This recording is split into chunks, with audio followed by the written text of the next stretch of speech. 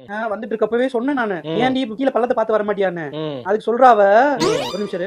என்ன சொல்லிட்டு இருந்தேன்? என்ன சொல்லிட்டு இருந்தேன்? எது வரைக்கும் சொன்னேன்?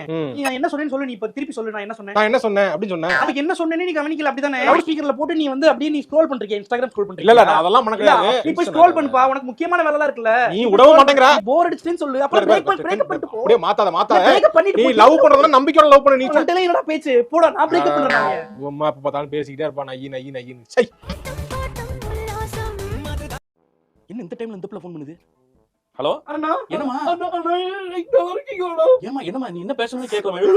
என்னமா புரியும்? அவர் இருக்காரா? சண்டை போட்டு போன் சுவிட்ச் ஆஃப்ல இருக்கு. சண்டை போட்டீங்களா? இருமா நான் பேச சொல்றேன். பயமா இருக்கு. அவர் எப்ப போன் சுவிட்ச் ஆஃப்லாம் பண்ண மாட்டாரு. நான் பாக்குறேன். உயிருக்கு எதுவும் இல்ல நான் பாத்துக்கிறேன். இல்ல நாங்களா இருக்கோம் அப்பலாம் விட மாட்டோம். ஏய் போன் ஏன் சுவிட்ச் ஆஃப் பண்ண நீ? அடுப்பா இருந்து சுவிட்ச் ஆஃப் பண்ண. என்னாச்சு? வால் எனக்கு ஃபோன் பண்ணுதுடா.